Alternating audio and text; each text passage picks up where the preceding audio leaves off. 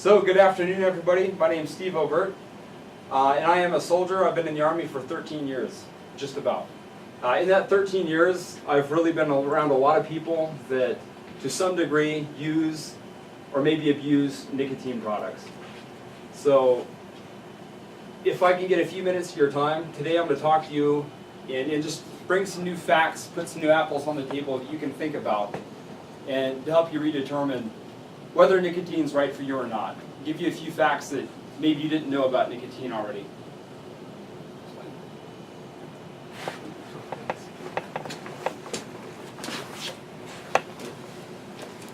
All right, if you read the slide, you can see some pretty interesting facts about nicotine. How many people are diagnosed every year? How many people die? And the fact that about 1 person per hour actually will die from a type of cancer is pretty shocking. So, with those time estimates given, I'm asking you for 5 minutes where I can tell you a little bit more information, right, to help you along your course. Slide. Okay, now a quick show of hands. Who here is a tobacco user? Out of our 10. Okay, so we are right at the halfway mark. We are 50-50.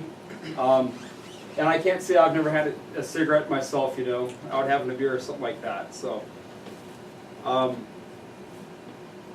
helps me gauge a little bit who I'm talking to. And as I go into these slides, of course there are a few nasty slides, and this speech isn't meant to belittle anybody or call anybody out. Once again, it's just information for you to take.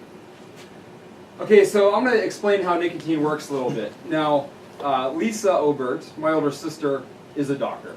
I'm not, and isn't anybody a doctor in here? Okay, so I'll explain these slides in non-doctrinal terms, so it'll make a little bit more sense for everybody. All right. So when you take that puff off a cigarette or put your dip in, within about 8 seconds, it's going to move through your body and reach your brain. Now, think of your brain as a computer with me here. So your brain basically sends information with neurons. Neurons are going to go find a receptor. Except for in this case, those neurons are going to be coated with the nicotine. They're going to reach those receptors, and then things are going to start to happen, and you're going to start to feel a certain type of way. Acetylcholine is released in your system. Next slide. Okay, so why do you feel so good? Well, that nicotine is a stimulant, so it kind of calls your brain to attention. Interesting fact, if you smoke or chew, your ability to remember something, your short and long-term memory are actually stimulated, and that process has been found to be easier if you're using tobacco. You feel re-energized. It increased dopamine and endorphin release into your system. So dopamine and endorphins, chemically, they're structurally very near heavy-duty synthetic painkillers like morphine.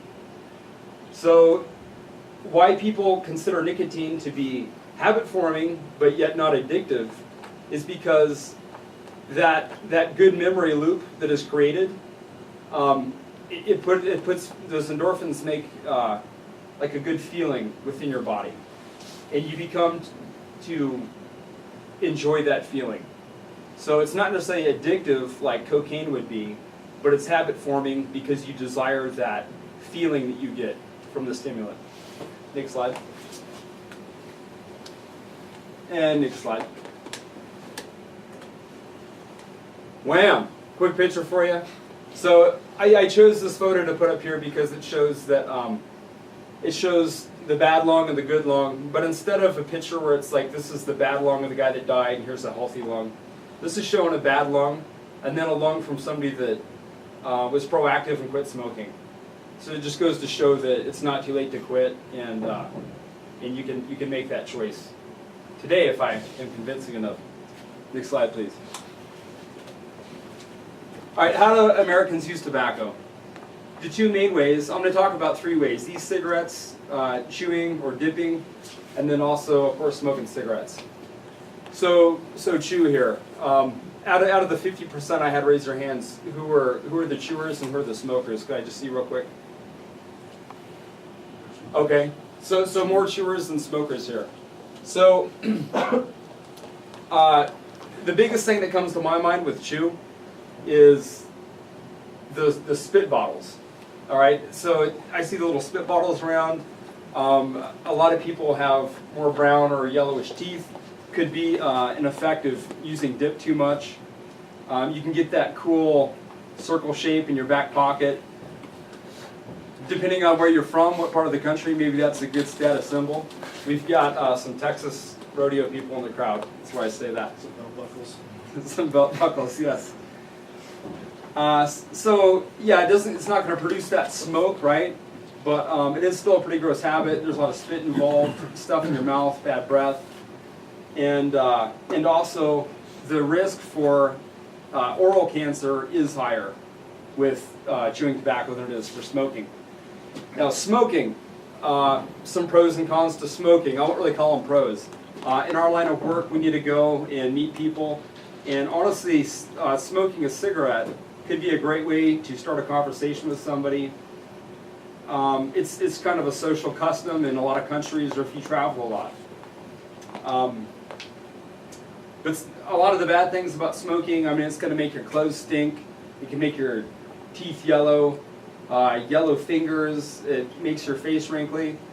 And next slide, please. Out of the big four, heart disease, lung disease, pharyngeal cancer, and oral cancer, smoking is going to introduce you or open you up, make you vulnerable to all four of these. So chewing, there is a greater risk of the oral and the pharyngeal cancer, but not as high risk with the heart disease or lung disease. So it's kind of like a give or take. Maybe you're not as likely to die if you dip. They'll just cut a little piece of your face off. Whereas smoking in excess will cause damage to all those organs. Next slide, please. All right, e-cigarettes. What about those new great little e-cigarettes? So what it basically is think of like an asthma inhaler. An e-cigarette is a battery-operated little device that's going to turn like a tobacco liquid. It's going to heat it up, turn into a water vapor that you're going to smoke, right? It doesn't produce an ash smoke, and it doesn't make a lot of smell that's going to bother other people around you. So that's how it works. Stylishly updated to fit the new techno-age look.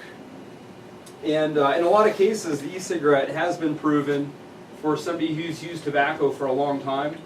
They can use that e-cigarette, and that's a good stepping stone for them to quit. All right? So it sounds like a pretty good deal, right? Like, hey, that's great, I can do it in public, it helps guys quit. Okay, well, there's a flip side to that coin. Next slide, please. All right, so unfortunately, most people who use the e-cigarettes still smoke normal cigarettes, and those e-cigarettes do still contain toxins, and an all new set of toxins that your normal cigarette doesn't even have. So now you've introduced yourself to all the risks of smoking. All right. Now, where I'm saying the flip side of that coin, we talked about that guy who's trying to quit that uses an e-cigarette, and that's great for him. So the study here shows that between 2012 and 2013, twice as many high school kids have tried smoking, and specifically an e-cigarette. Next slide. Okay, and this is pretty disturbing because 90% of all smokers started smoking as teens. And because of e-cigarettes now, between 2012 and 2013, that number has doubled because of the e-cigarette. So now hopefully you can understand the other side of that situation and how it can be harmful for that crowd. And you can see they're quite appealing for teenagers to use. They come in a variety of teenage type flavors here that could be appealing to that crowd. So as you know, do e-cigarettes really promote quitting or starting? They're a rather new device. I'll be interested in a few years down the road to actually see if there's a benefit to that, or if it's really just a terrible thing and gets teenagers to begin smoking for possibly a whole lifetime to come. Next slide, please. So why stop using? All right, your health's priceless. You know, if you could be a millionaire but you're going to die 2 days later, would you take that deal? I certainly wouldn't. You know, health is important to me, as I'm sure it is to you. How many celebrities have yellow, nasty teeth and bad breath? None, because people don't want to see that. And on the financial side of the house, if you're a Canada user or a Pack-A-Day smoker, you're looking at about $2,000 a year just to support your habit. Maybe you're surrounded by friends that like to bum what you have instead of paying too, so that could up that quickly. I see a lot of that going on. Next slide. All right, guys, so like I said, this isn't me talking down to anybody. This is just information I'm providing you guys to help you better decide whether you need to smoke or not. Slide. So imagine that a doctor just told you you were diagnosed with pharyngeal cancer or something like that. You know, you probably look back, hindsight 20/20, and say, you know, gee, was that really weird? Probably not. You'd probably rethink things at that point in time. And do I have any questions? Next slide. 3 specifically. You, sir, on the front. Where'd you do most of your research for your speech? Most of my research was online. The American Cancer Societies. I have a reference list that I can provide you if you want to see it. But the cancer research sites were great. Reduce smoking harm websites, things like this. I don't want to become too focused on one site, so I selected about 5 main credible websites, but I kind of pooled information to come up with the information I told you guys today. What's your knowledge on pouches and chewing tobacco?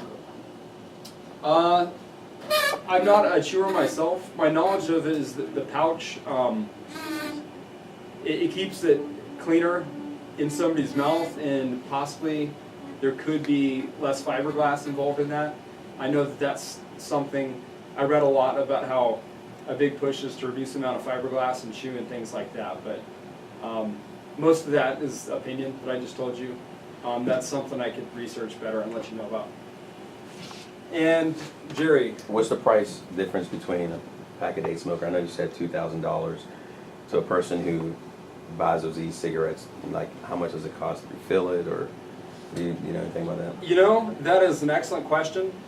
I don't know that information at all, and that's something that I would like to research and find out about. You, sir? I think in the 90s, they used to advertise all through the 60s, 70s, and 80s on TV for cigarettes, chewing tobacco, and then all of a sudden they changed it, and it was either illegal or you couldn't do it with some of the communication codes. But I think I've seen commercials for the e-cigarettes somewhere, like in movies or on TV. Are they advertising on TV for e-cigarettes right now?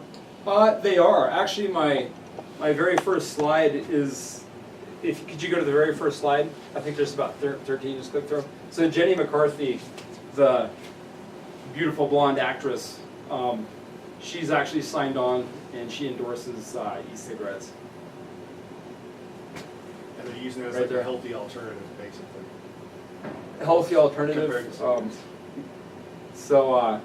So you know, for the right person, maybe it could be a healthy alternative.